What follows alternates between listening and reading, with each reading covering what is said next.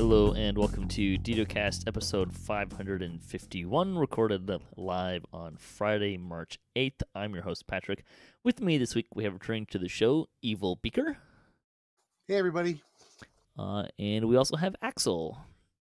Hey, what's up, everyone? Welcome. We'll start off with this week's screenshot, which is a nice screenshot. Eclipse and his best friend prepare for a new life in the 405th screenshot of the week. Thanks to Eclipse for sending in the screenshot. Nice. I'm assuming this is on Snowy Side Korthos. But be my guess anyways.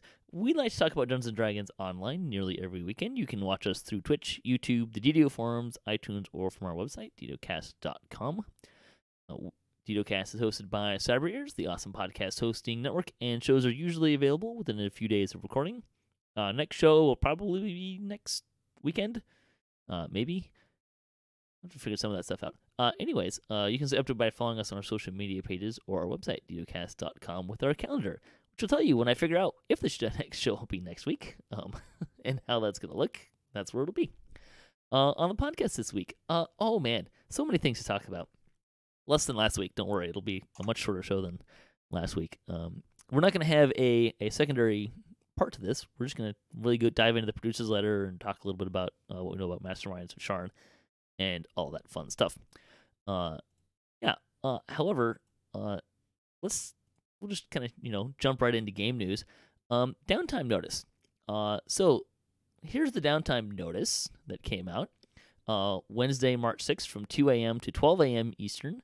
DDO game servers and my account and forums and all that stuff will be offline for maintenance. That also included Lotro. And they're still down. So, yeah. What? How far behind are we at this point? I think they're at either 8 or 9 extensions. Well, they've extended the downtime more time than the Green Bay Packers won football games last year. Hey now. I was gonna say the game's been down so long that people have had to go outdoors. Yeah, I tweeted at him. Yeah, I was right? like, guys, just at this point, just say it'll be up at some point. Just leave it at that. Yeah. Get it fixed. What do we know about the downtime? Well, it's gone long. We know that much. They don't seem to have a very good idea when it's going to come back up. The current estimation is tomorrow, Saturday, 12 o'clock Eastern. And I can tell you if it goes into Sunday, it's going to get a little more complicated because the daylight savings time is Sunday. So Oh, wow, is it? yes, it is. Mhm. Spring your clocks forward an hour.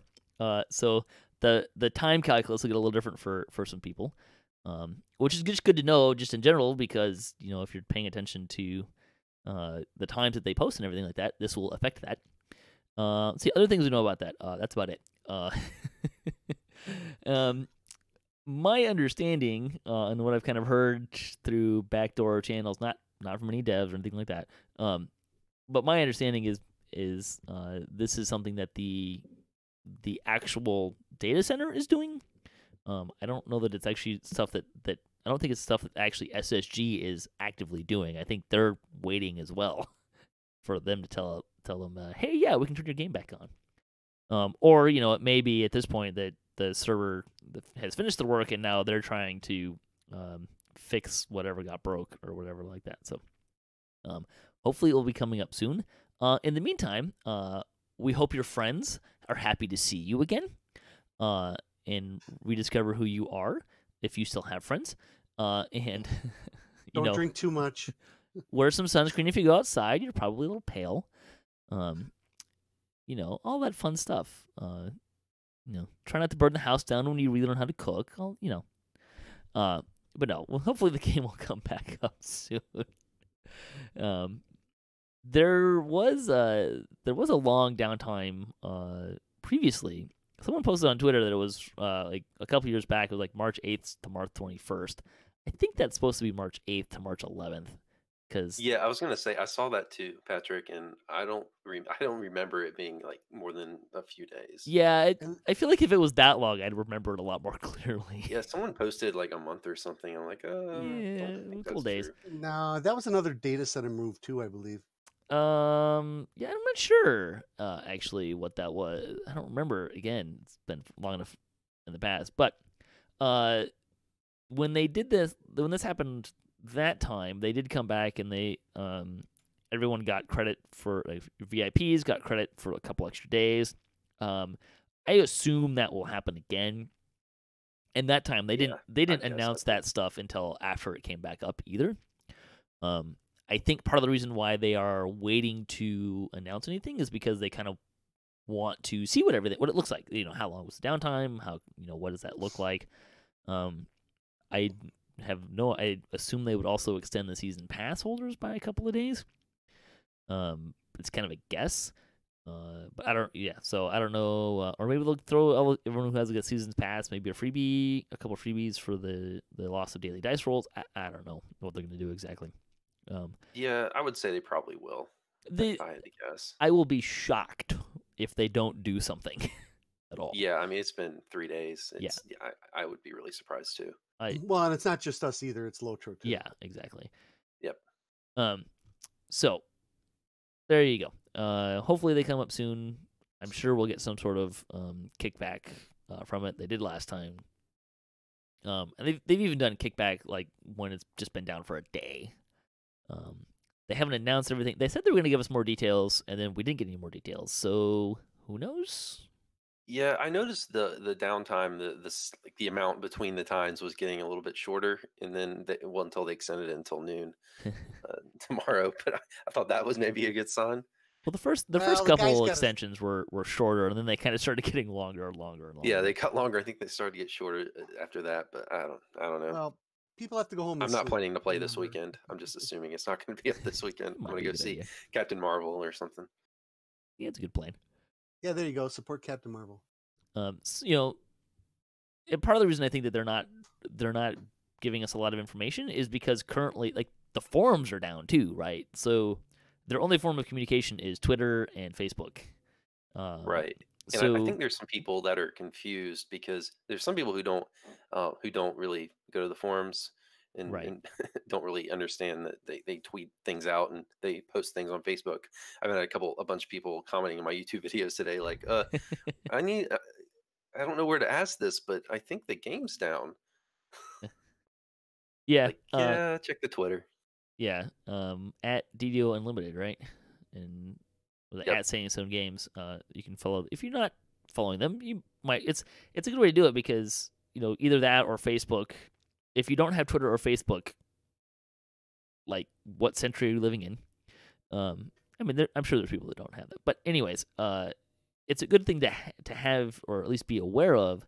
Even if you're not following, you can still visit like Twitter and whatnot and see what's going on, even without having an account. But it might be something worth bookmarking because when the forums are down, that's kind of generally how they have to communicate. So, no idea when stuff's coming back. Hopefully soonish. Let's move on to the fun stuff, shall we? Let's talk about. We'll talk about the producer's letter. We'll just jump right into the producer's letter here. So what we're going to do here is we'll just kind of start reading through it, and we're going to stop a lot and just kind of talk about kind of our thoughts and kind of stuff, and we'll kind of expand a little bit on Sharn. Last week we covered a whole bunch of information about Sharn, but we didn't really talk too much about kind of our thoughts on Tiefling and how they look and all that kind of stuff. So we'll try to do some of that a little bit here as well. Plus, there's 2 new people that can give their opinions on the show, so that's great. All right, so producer's letter. Greetings. I'm excited today to share a look at our 2019 roadmap. This is from Severlin, by the way, the executive producer for Standing Stone Games and DDO and Lotro. So they're featuring a new expansion, new quests, a new race, and more. DDO enters its 13th year with a passionate player base and development team dedicated to making DDO great, and it couldn't be done without you. So he continues, you've known about our plans for an expansion into Sharn for a while now, and last week we were able to start sharing more information with you, including the debut of our first Sharn-related preview material to our public preview server, and an announcement that we will begin accepting pre-orders for Masterminds of Sharn in March. You can bookmark DDO.com /masterminds of Sharn to make sure you have the latest information. So there you go. So pre-orders will be sometime this month, assuming the servers come back up this month. Please. Yeah. Now. Have you seen many betting pools on when the server's going to come back up yet? Anyways, so some stuff. I've seen a lot of memes. Yeah. Some the one with John Travolta in the market was good. Yeah, that was good. So Sharn stuff. So we know we're gonna get Tiefling, which I thought looked pretty snazzy. I was a little underwhelmed by the horns, but the tails looked cool. And hey, the women get lipstick. That's kind of neat. I don't know if you guys want to anything. Yeah, I thought those looked really good. I think the males get like spikes on their cheeks instead. The males don't get the lipstick, the pink lipstick. Yeah. Yeah, I thought they looked really good too. It looks like they put a lot of work into it, especially with I'm sure there's tons of animation stuff to do with the tail. Oh yeah, it's all sorts of stuff, and several had said on an interview we're talking about later that the tails were a bit of a pain in terms of animating, as you might expect. Yeah, I think the same guy did those that did the cloaks. Yeah, yeah, he's been busy. Yeah. I do have one question though. Are we going to have the same problem with the Tiefling headgear that we do with the Dragonborn? Like they can't. I don't know. Because of the horns, can you do a helmet or not? I don't know. I'm not 100% sure, but I think no. But I'm not 100% sure on that. Yeah, I would lean no, but we'll see. Yeah. Should at least be able to wear like. It was mentioned somewhere. I think on the forum somewhere. Okay. One of the devs mentioned it. Yeah, it wouldn't be surprising. Other things we know from Sharn, we know we're going to have the pack is going to be roughly the size of Ravenloft. There will be 2 raids, one of which will come after the initial release. There's also a universal enhancement tree, the Inquisitive, which is a dual-wielding crossbow user. Yeehaw! That sounds fun. So that was kind of a fun, a neat little tree there. Let's see, what else was in there? Anything else you guys want to kind of mention about Sharn? Well, I'll say right away that it's mirroring what they did for Ravenloft. So let's say that Ravenloft was a great success for Standing Stone Games. Mm-hmm. Here they're going to do Sharn in a very similar fashion. So you got the 2 raids, you got what I understand is going to be a big underground area or outdoor area.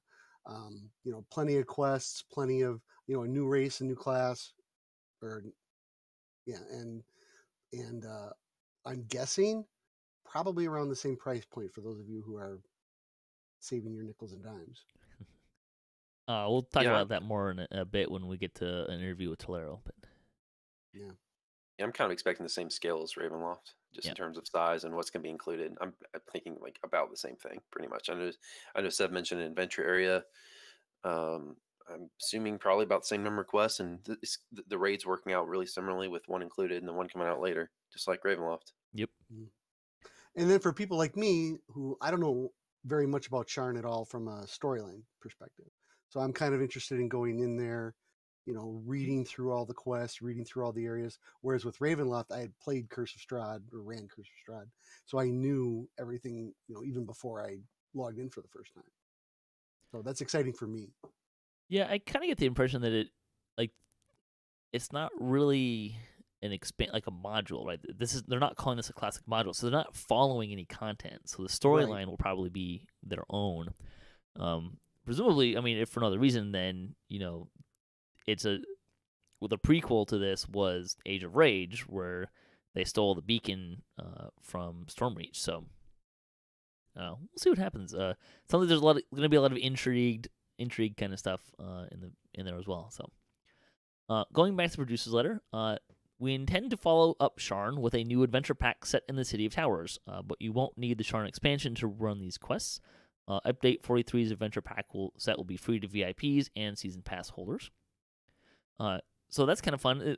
I assume this will kind of work in a very similar way that Evening Star and Forgotten Realms does. That anyone can go there.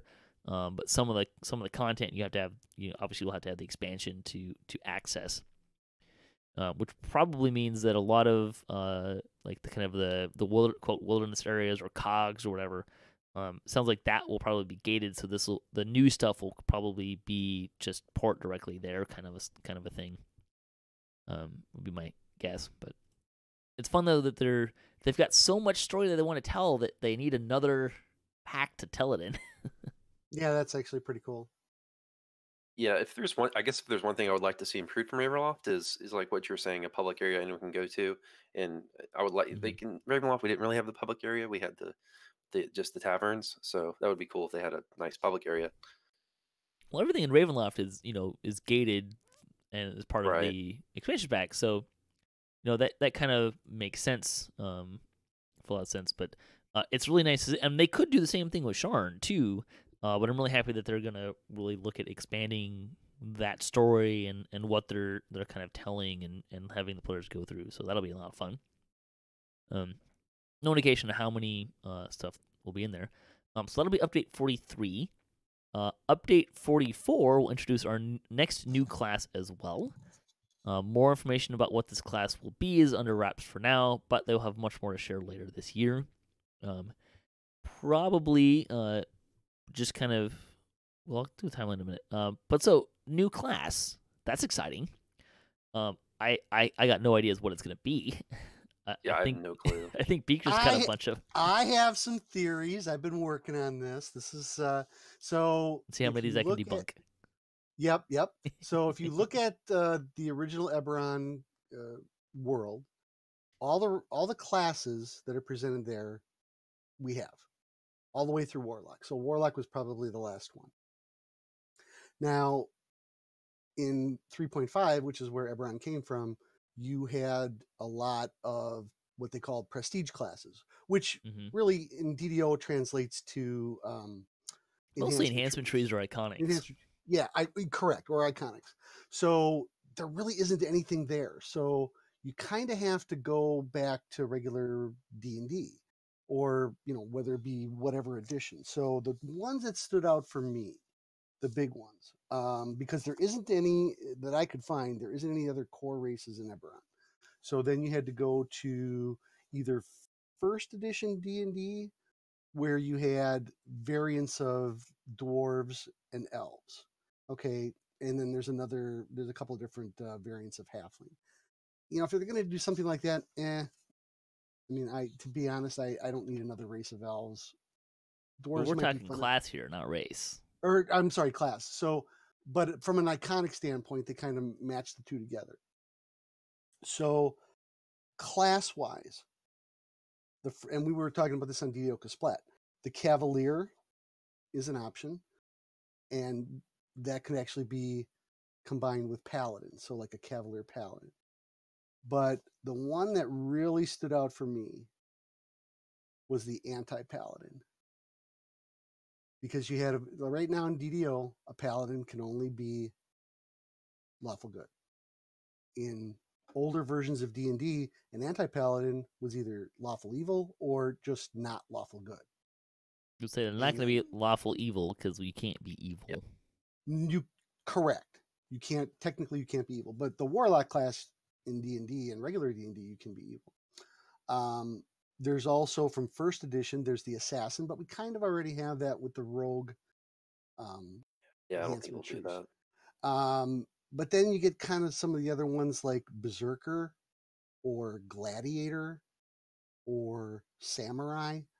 See, I'm kind of wondering if it's going to be a fighter class or a spellcasting class. I mean, Severland's already I'm thinking melee or hybrid because the last one was a caster with Warlock. Yeah, and that's kind of where I'm leaning to. And Sutherland's already poo-pooed Psionicist. So he says there's no way we're going to do that just yet. Yeah, it sounded like from the DDO players interview, probably is Ambisonics. Yep. So there really isn't much unless they make something up from scratch. I mean, that's kind of my take on it. But my money's on anti-paladin or something like that.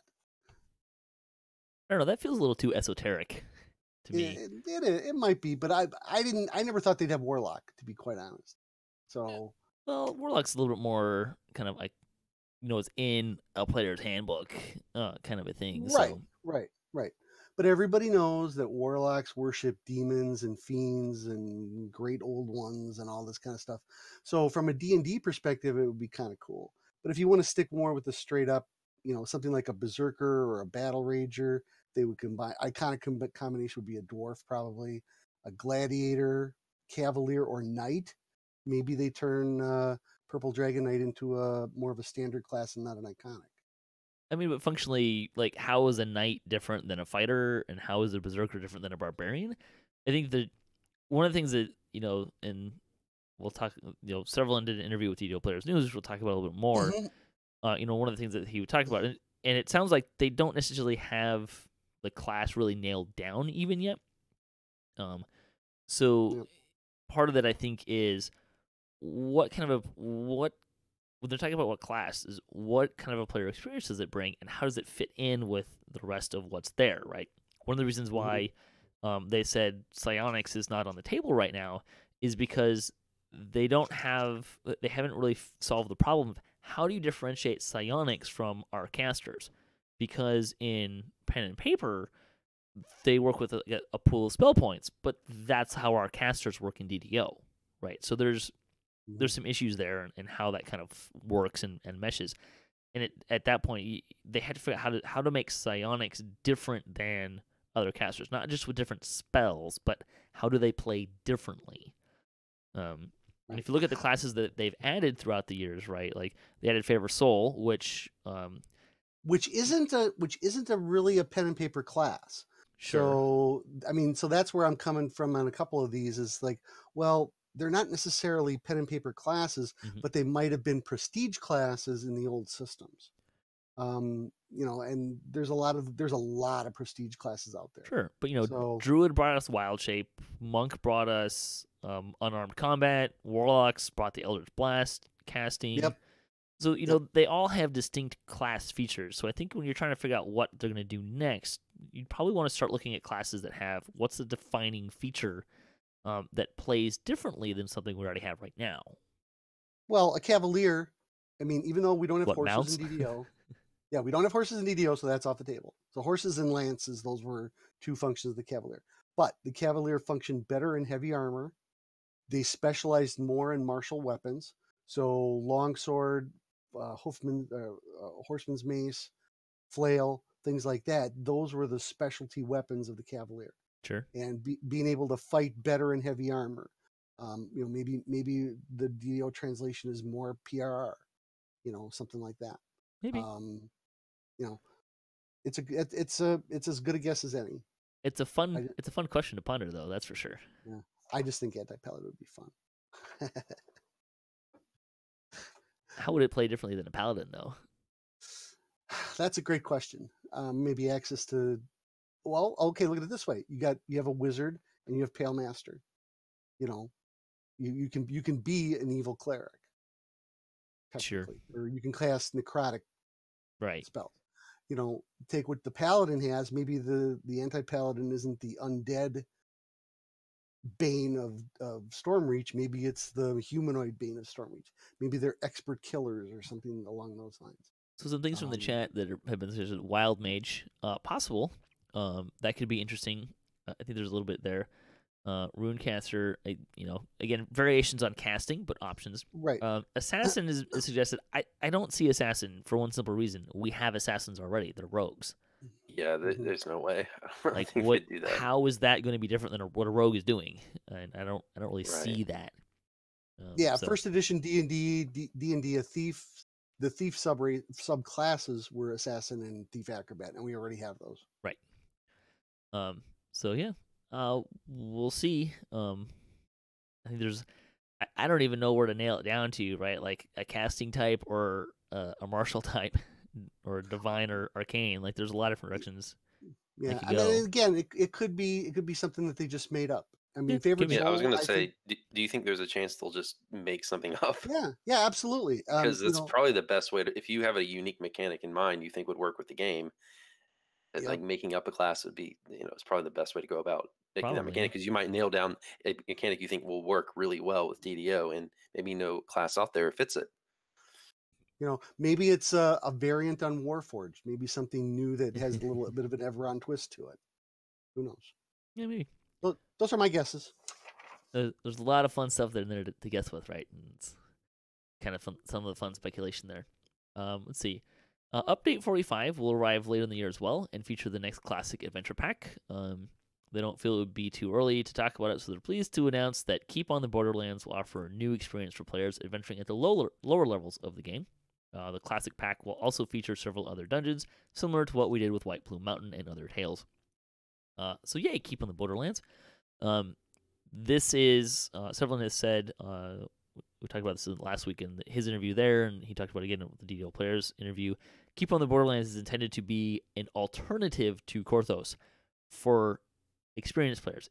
They're not redoing the new player experience. They're not expecting new players to go to Keep on the Borderlands. They may even, well, I think it would be gated because you can only go to Snowy Korthos your first time through anyways. So that's kind of what they're looking at doing with that.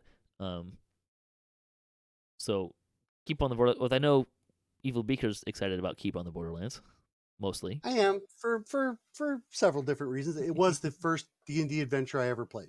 Oh, nice. So, I wonder if new players can start there. I doubt it. Option.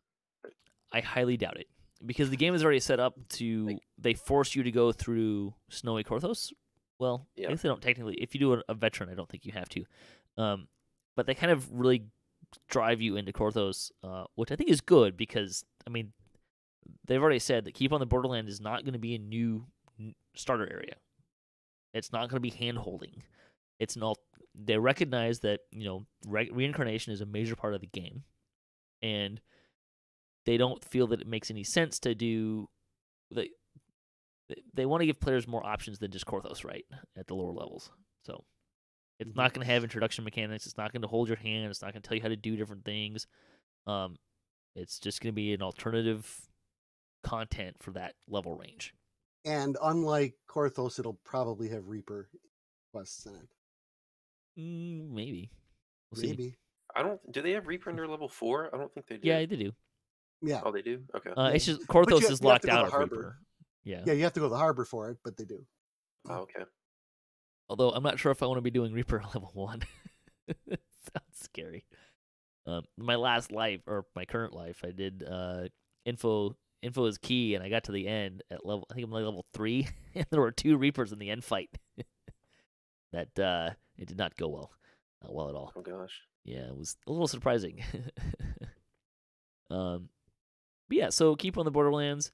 So do we think is there going to be a legendary version of that? Probably not. It sounds like it. Yes, there will be. Oh, there will be. It sounds like it. Well, at least it will be kind of epic, like a higher level version of it. I don't know if it'll be legendary versus epic or kind of what level range it is. But they did say that that's probably something that they will look at. Okay. And there will be other dungeons as well, so it's not just kind of in that level range. Yeah, because I was a little down at first because I don't really reincarnate anymore. I kind of like just stay at the end of the game. Yeah. So I probably won't. If it's only level 1 to 3, I mean, I might roll a new character or something just to experience it a few times, but I won't be able to play regularly if there's not an epic or legendary version.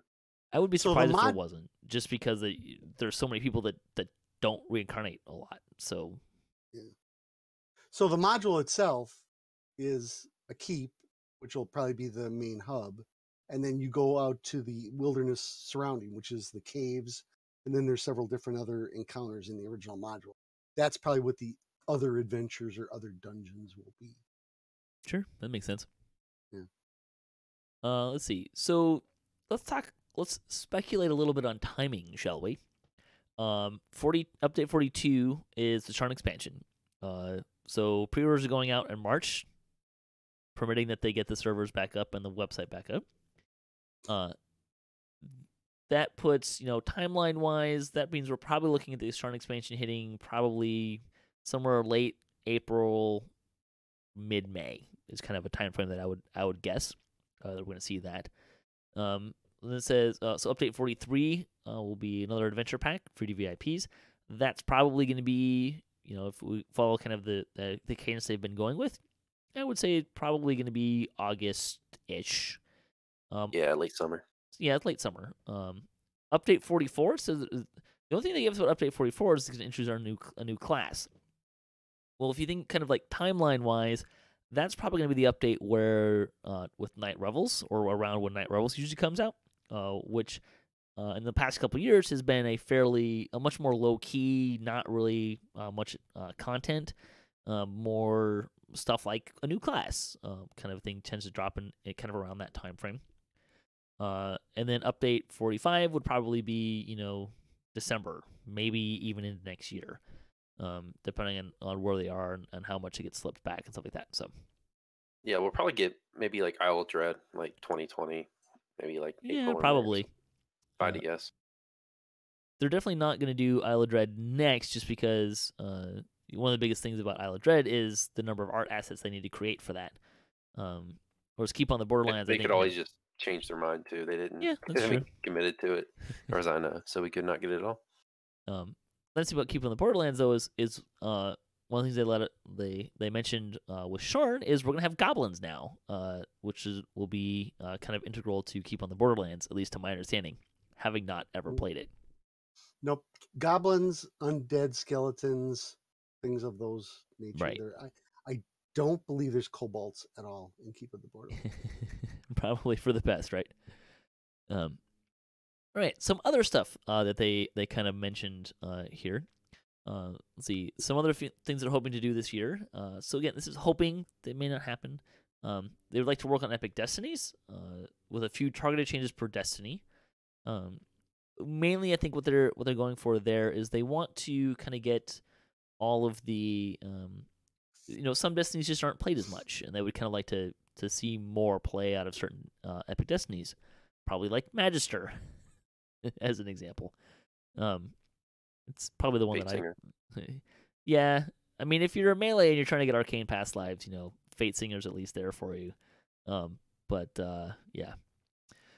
Or if you're Bard, I mean, Fate Singer's not bad for a Bard. It's a lot of good stuff for you. Let's see, other things they're looking to do. Additional work on the Knight of Chalice. That is one of the Paladin enhancement trees, which is interesting that they're bringing that one up, right? Because they haven't really mentioned Paladin in their order of operations for the class passes, whereas we've already heard things like Pale Master and Sorcerer trees, kind of some of these other ones, right? Yeah, I thought maybe they would do something with Sacred Defender, just because with the Epic Defensive Fighting coming out, it kind of lost some of its luster, I think, just in terms of splash at least. I think that's okay. I think that was kind of intended. I mean, I think that's one of those funny things to me, because a lot of people, I've heard this from a lot of people, but I think Epic Defensive Fighting and the stances are really different. Like, there's some major differences. Like, the defensive defensive stances from the Sacred Defender and Stalwart Defender stances, you can still cast spells. Like, you can still throw spells around. Right. And that's a huge advantage, right? So, even post-Epic Defensive Fighting, like, we've got a guy in my guild who's been on the show. Like, he's got a Favored Soul splash tank that uses the defensive stance instead of Epic Defensive Fighting because he heals, right? So, see, I use Epic Defensive Fighting on my healer, but I just swap it on, swap it off as needed. It's a pain. It's a pain, but I'd rather do that than splash. But I mean, I see what you're saying. You also get saves and other things with Sacred Defender as well. And PRR and MRR and stuff like that. So, I think they're fun. They're different enough that that's true. Anyways, other things they also said they're looking at the debut of a new racial variant. There's no really indication of what this might be, other than probably not. I think he said that in his interview with DDO Players News that, like, Half Elf, they just kind of want to rework Half Elf. It sounds like the idea with racial variants is to give kind of updated looks, partly about updated looks, different play options, that kind of thing, without like breaking characters that already exist that are using that stuff.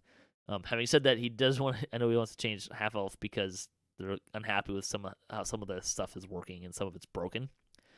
But there you go. The letter concludes, as always, we're honored to be the place where you enjoy the most authentic Dungeons & Dragons experience in video gaming, and we will continue to work hard to earn your patronage. Severlin. There you go. That's the producer's letter. I think it's fair to say that it was probably a little shorter and a little more underwhelming than a lot of people were expecting, given that we were waiting for a while. Yeah, probably slightly. Linabelle did apologize for not delaying it further until April. My suspicion is she is now getting her revenge by keeping the servers down. I'm just speculating and casting out unfounded rumors here. But yeah, I mean, there's still it's short, but there's still a fair amount of information here. Although I do kind of wonder if maybe there was something that got taken out that was kind of delaying the whole thing. Like that might have been a thing that happened. But at the same time, it's a pretty good roadmap for the year. We kind of get an idea of how many updates we're going to have for the rest of the year. Expansion plus 3 updates, which matches what we've had the years before.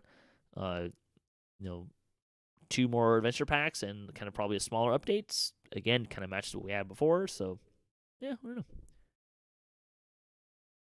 Yeah, I think it would have been cool if we would have gotten like maybe a name on the class or the racial variant. But other than that, yeah, it's fine. Well, the racial variant can be a lot of different things. I mean, they could be revamping an existing one, kind of like I said before. Yeah, it would just be cool to know what it is. So people can kind of get pumped up for it. Well, it'd be like the Wood Elf was kind of what the racial variant. Yeah, yeah, it'd be like Mountain Dwarf or something. Yeah, but I don't know. To me, Wood Elf was kind of boring. Fair enough. I mean, there are a couple of races in Eberron that we haven't seen yet. One of them, Mr. Arcott mentioned on DDOCast, the Kalashtar, which is kind of like an Aasimar. And there's another one that's called a Changeling that's like wouldn't be good for DDO. But then there's another one called the Shifter, which is kind of like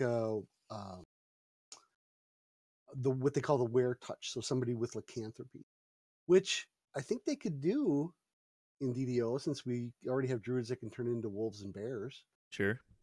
So mechanics-wise, yeah. I don't know. Yeah. I mean, that doesn't seem like a racial variant to me. I think we're talking more like the word variant is what's kind of jumping out there, and So I wouldn't expect any major, any more than just cosmetic changes on a race we already have, basically. Slightly different tree. But remember, now that we got tails, there's a lot more things that are possible. Lizardmen, kobolds. That's a good point. Yeah. So. Yeah, they already got the graphics for Lizardmen. It's true. Again, not a variant, but yeah. I think part of the reason why they didn't really say like what class and what racial variant is, I don't know if they're fully decided, particularly on the racial variant. And we'll get into this next. That like DDO Players News had an interview with Severlin, and he talked about a couple different things there, and one of them was about racial variants, and kind of the gist was, like I said, that they want to kind of rework and update some of the visual choices and stuff like that, but also offer new kind of game choices without breaking existing characters, which is kind of the one they're doing as a variant. And it sounds like Severlin would like to do a lot of different race variants. Not that every race would necessarily have a variant, but he'd like to touch a couple different races. But it doesn't sound like they've actually decided which one they want to touch next. And the same thing with the class. It sounds like he might have a little bit more of an idea of, or like the team might have more of an idea of what they're looking at in terms of class, but it may be down to like 2 or 3 kind of a thing. Like they're not sure which of the ones they want to implement quite yet. That's kind of what I got from when we were talking about that in the interviews. Oh yeah, I'm sure you're right, but it would just be nice to know. I'm not disagreeing. But no, you're probably right. They just don't want to. They don't want to commit at this point. Probably. Yeah. They want room to change their minds. Yeah, Tiefling was the worst kept secret in the Sharn expansion. I'm sorry. Probably, yeah. But it's not that they. Part of it too is they might have an idea of like, hey, we'd like to do this class. Well, the class needs to be able to do this. Can we do this? We think so, and then we can't.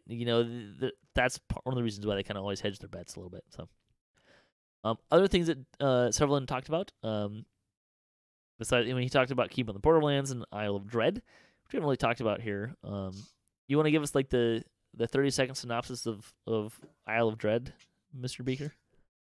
So Isle of Dread is just what it sounds, an island.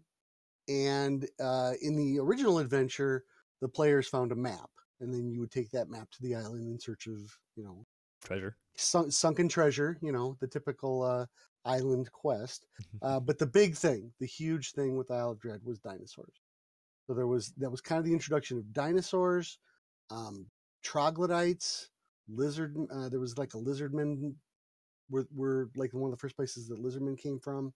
But the big thing was dinosaurs, and that made it a very, very popular product. And that was what was called the Blue box set. The Expert Blue box set was the original product that came out. Now they redid it later for the World of Mystara, the old campaign World of Mystara, but people flocked to the original. Sure. And that's why, the dinosaurs is, I think, one of the big reasons why Severin is kind of saying that they would like to do Isle of Dread, but it's going to be more of an expansion level art asset kind of a thing, because we don't have any dinosaurs. They have to make them from scratch, right? No, but we do have the big monsters. I mean, that's what kind sure. of a big deal was, So people look at kind of a big deal and they go, I mean, honestly, that was my first thought. Oh, that's really big. I wonder if I'll ever get dinosaurs. Mm-hmm. So. I mean, dragons are pretty big in the game too. Anyways, yeah, it's not like we don't have big things, but yeah, it should be fun. And it sounds like one of the things they're really committed to, like Severlin really wants, some of that experience to really be meaningful and impactful, particularly the T-Rex. It sounds like the design team's only goal with Isle of Dread is to get video of people running from dinosaurs. Sure. I mean, people like killing the huge monsters. Like that's what is part of what makes Giant Hold fun, is just all the huge huge monsters you can kill. Just awesome. Yeah. So one of the things he talked about, he did mention that they would like to return to Ravenloft to add more content there, which I think is really kind of interesting.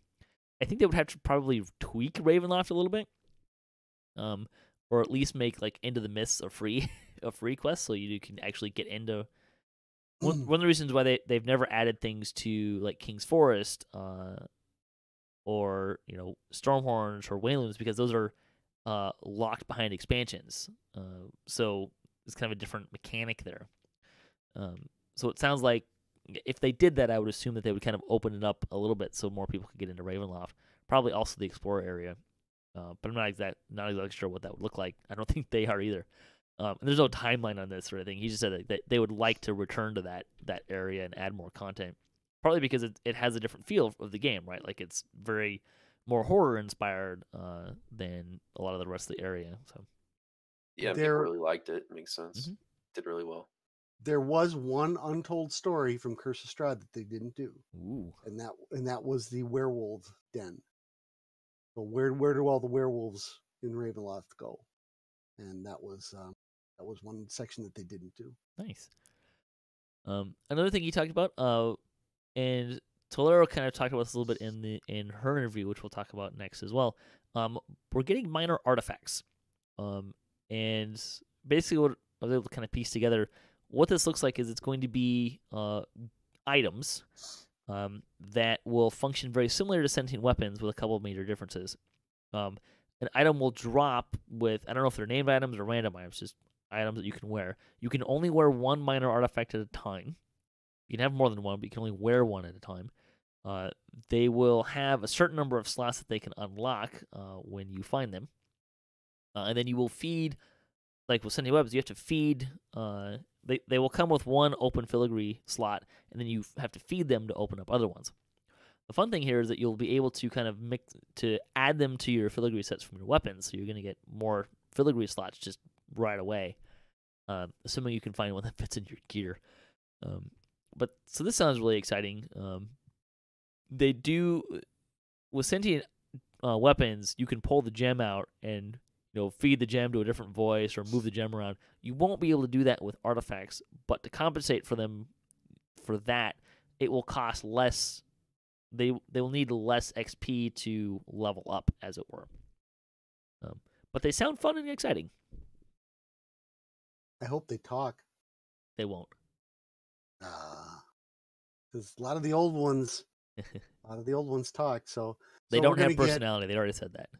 Oh, did they? Are they sentient? They are not sentient. They do not have personality.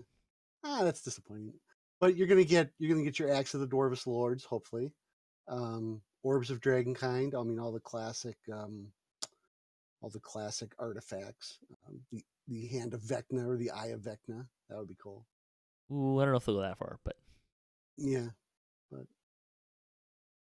anyways, so there you go. So that sounds fun. So it sounds like, you could get a sentient weapon and a minor artifact, and you can get up pretty quick to, probably.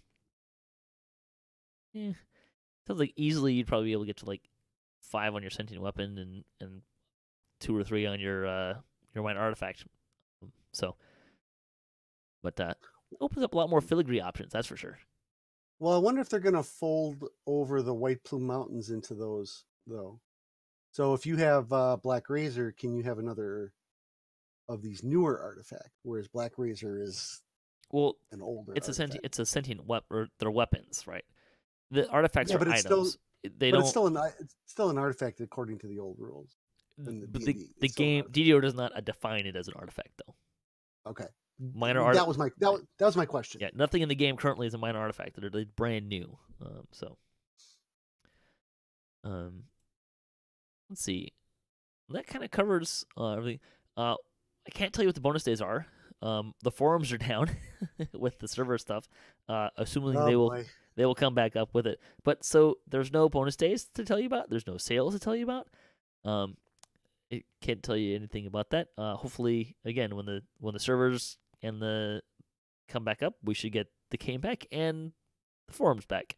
But until then, again, if you're looking for information on what's going on DDO, at DDO Unlimited on Twitter is probably your best bet. Anyways, we'll talk about community news. But there's not a whole lot to talk about. Again, there's no Chronicle because the forums are down, so we can't really talk about that. Unfortunately, but it's a bummer. But what we can talk about is, DDO Players News did have their latest episode, and they talked about the forums being down. Haven't got a chance to listen to it yet myself, but that... Yeah, you should definitely do that. There was a lot of new stuff that Severlin mentioned. I'm not talking about... not Severlin's interview. Oh. They had their actual episode. Okay. Gotcha. Yes, if... you should definitely listen to Severlin's interview with them if you get a chance. It was really good. A lot of information. I tried to cover kind of the highlights there just a few minutes ago, but they did have their normal episode they did yesterday. Let's see. D&D night on DDO stream is still happening this Sunday. Thankfully, it has nothing to do with DDO, so even if the servers are still down, please know. We'll still have D&D night on DDO stream. Hey, this is a great time to check out the past episodes of D&D night on DDO stream. We're working on getting Evilbeeker's original campaign, the original group, as it were, kind of out there for everyone. Yeah, you got the first few done. Yeah, the first 3 we had the first 3. I'm not sure if Jerry has added the Girl in the Well episode yet, but that is available on Twitch. It was available on Twitch, but it was like 3 different videos, and I kind of edited them and spliced them together. So yeah, that we were having technical difficulties that night, I believe. Right. But D&D night this week will be my group, the D&D Kasplat group, with the Damsels and Rent and Tay and Nobob from SSG. It should be a lot of fun. DDO Kasplat is still going on. Hopefully we'll get to play this week. I don't know what we're going to do yet. I'm not sure if we're ready to run the raids, but we did finish flagging for Strahd, so that's kind of exciting. But you can catch DDO Kasplat on 5:30 p.m. Pacific time. Again, remember, daylight savings time, so that's going to be an hour ahead of where it usually is relative to other things. D&D night, by the way, which is sponsored by Fantasy Grounds, which I don't think I mentioned this time. I'm usually really good about that, too. D&D night, sponsored by Fantasy Grounds, awesome virtual tabletop experience and program. 7 p.m. Eastern on twitch.tv/DDO stream. So you can check that out there. All right, a little bit of lightning post talking about kind of catching up from last week. Zemtech said, first off, he's been playing D&D for a long time. he absolutely loves DDO, but he felt really let down by the 13th anniversary. He saw the Rose Goggles went from 300 Sentient XP to only 10.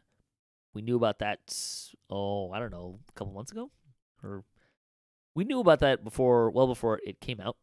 But yes, they did do that. It was I think we'll call it an oversight. Sentient weapons were really new when the anniversary event came back, and they didn't really catch that. And they, rather than fix it during the actual event, they waited until kind of the next iteration to do that.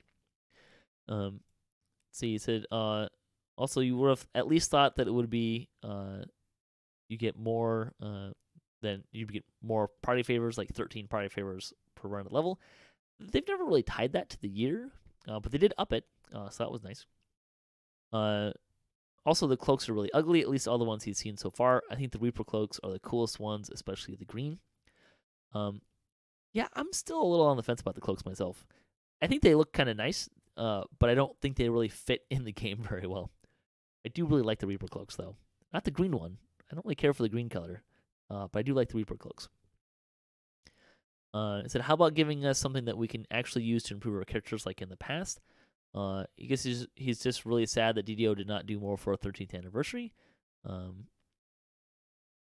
Yeah, I've seen this comment a lot. They kind of shot themselves in the foot with the 10th anniversary because, 10th anniversary was kind of a big deal. They wanted it to be a big deal, so they gave everyone a choice of a raid item. And I think a lot of people now kind of view that as like the standard of what's supposed to happen every year. So yeah, I mean that's the 10th. That was a bigger celebration than 13th, but yeah, bigger number, I guess, going from the double digits. Mm-hmm. Yeah, I don't know. I mean, it's whatever. It's okay. I mean, you get a cosmetic. There's a different quest you can cosmetics. run. Yeah, and in past years too, right? Like before the 10th anniversary, they gave us a cake a couple times, which you could get a +1 or was it +1 tome? I think the first time, maybe +2. They weren't really high tomes. Or you could +2. Yeah, I think it was like a +2, and then you could have. I think I actually have a gin. I could probably actually check. I think I still have one. Anyways, or you could also get some spell point potions, which at the time were bound to character. They later became bound to account, which was nice. So, the 10th year anniversary was really big, and they made it really big, and they wanted it to be big. But I don't know, the 13 cosmetic cloaks feels more than a lot of the other years otherwise. I know they don't really like add something specifically to the game, but I don't really feel like they added a lot to the game before either. I wonder if people just don't feel a little bit burnt out that it isn't something different. Sure. They've been pushing cloaks pretty heavy, for sure. Well, no, that's not what I mean. I mean the event itself, like doing the runs and quest. stuff. Yeah. Yeah, the quest. I mean, Maybar was or not Maybar. Night Revels. Night Revels was kind of got a pretty good overhaul this year. Now that's a super popular event, and a lot of people play it. I think it's always been a popular event. Night Revels but I just think that I mean maybe this is the last year for doing the Cobalt runs. Well, I think the biggest difference is Night Revels you have options. The birthday anniversary event, it's the same quest over and over and over again, and they tweak it every year, and they tweaked it again this year. Yeah. But functionally, it's essentially the same. It's not. They don't change it. It's just like some tweaks here and there. So. And what did we have before that? We had There wasn't anything before that. No. Didn't we have what was the cards? Oh, the anniversary cards? Yeah. Okay, sure, but that wasn't the same thing. That was a lot of. That was very different. Yeah, it was a little different. No, but I'm looking at So are we gonna? What's next? I did when I read Zemtek's post. It sounds like he's not only is he disappointed in a couple things, but I think he might be just tired of doing the runs. And I don't disagree. Yeah, that's fair. Yeah, you only do it so many times. Let's see. Fuzzy Duck wrote in. It's a shame we don't get some Uber loot like previously, but the cloaks are really nice. And he went with Orion first because their niece loves unicorns. Oh, it's a good option. Here's the first unicorn in DDO, by the way. It is true. Yeah. Here's an idea for helping spell point limitations for casters. Blood magic. Make it either a feat to open all casters, or maybe an ability through universal caster focus tree that gives some character level as temporary as spell points, but also a stacking constitution penalty until you rest. I think that would. I don't know. That doesn't really fit for me for everyone, but I think that's an interesting option for different smaller groups, right? Like maybe a prestige class or a pale master or something like that. There's at least one magic item that does. True. I don't remember where. I think the it comes Twisted out Talisman. of Twisted Talisman. Yep. Red that's Fence. It. Yep. Let's see. It says revamping older content. He likes to see Threnel get the 3-barrel code treatment. I think that's a great option if they're going to do that. I'm not expecting it, but I think it's a good option. I remember one of them. I think Severlin mentioned that it took about the same time to just make a new pack as opposed to epifying one. So I'm not really expecting them to epify anything going forward. I mean, maybe they will, but I'm not really expecting it. Yep. He says Inquisitive Enhancement Tree looks fun and interesting. Time to go to Threnel and run to get a rat catcher, which is I guess it's a crossbow that has a expanded threat of 17 to 20 times 3 before improved critical. Yeah, that'd be a good one. Particularly in heroics. So he likes the changes to this year's event. Some good little hints about things to come in there. And judging by Talbron's dialogue, we could see Jeets getting into another mess that he's bailing out of. The new Mithril medium armor has some nice effects for an Eldritch Knight or an War Priest or Soul, as well as a nice appearance too. Less over-the-top fantasy silliness and more realistic and practical look. It's interesting that they've gone with the newer edition version of Tiefling, as opposed in terms of charisma, but it looks good, and their fire damage on hit plus ability and removing fire immunity will be pretty fun. Also, foresee Tiefling Fiend Pack Warlocks being pretty popular. Yeah, probably.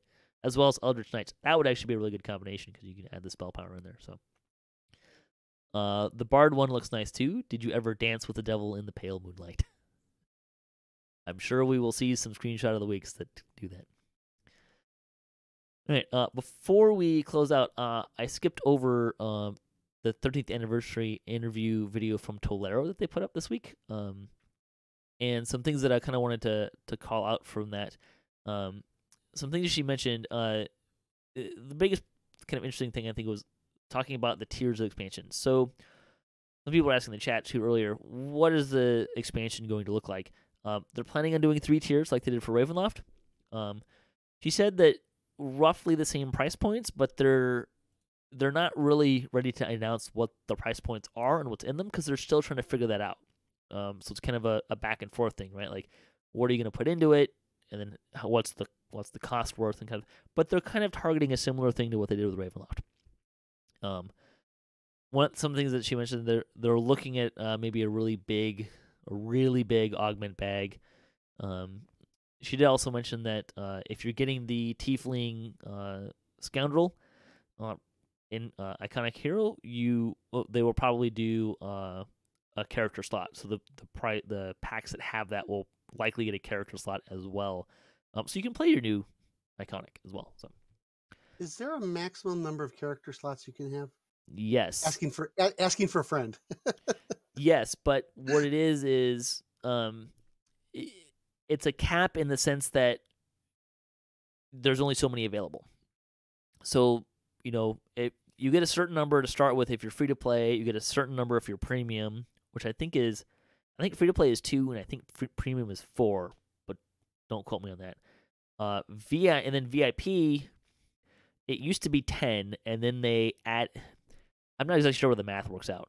But if you had, there's a certain number you get for being VIP versus the other 2. And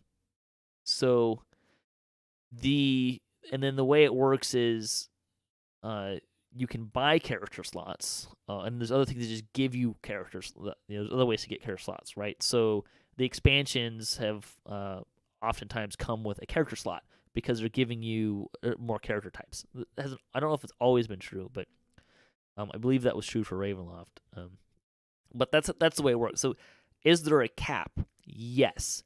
But the cap is determined by how many they have available for you to get. Does that make sense?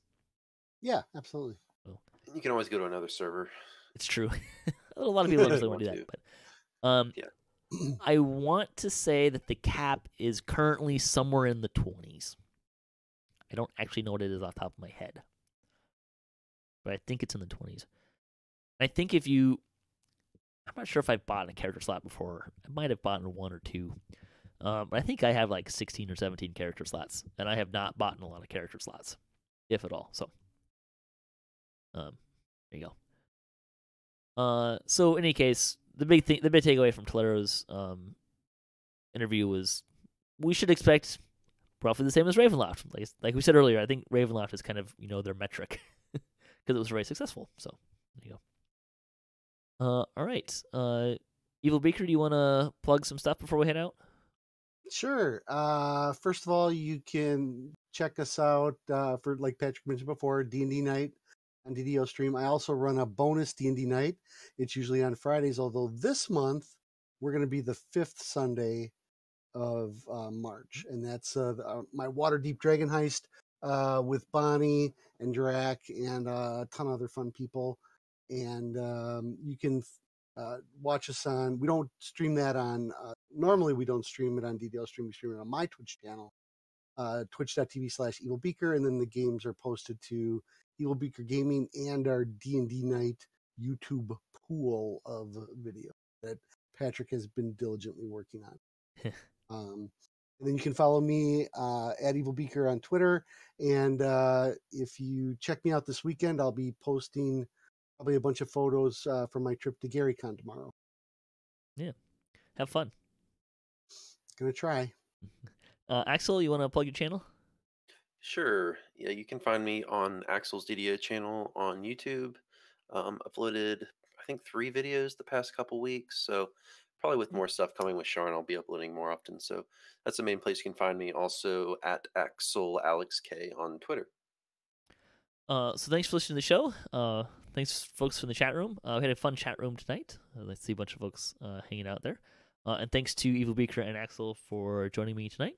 And thanks to all the contributors for DDOcast and to San Antonio Games and Wizards of the Coast, and to Cyberbears for hosting the podcast.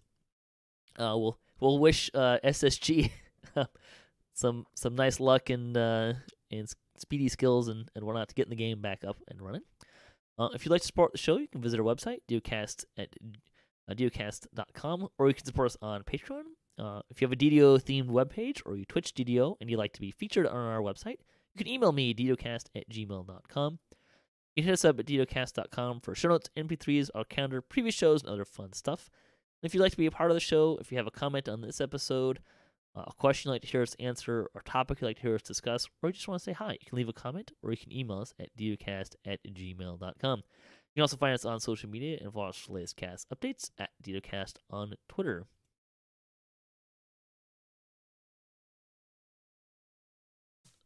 So until next time, may all your attack rolls be crits, all your chest level appropriate, have fun, and don't forget to gather for buffs.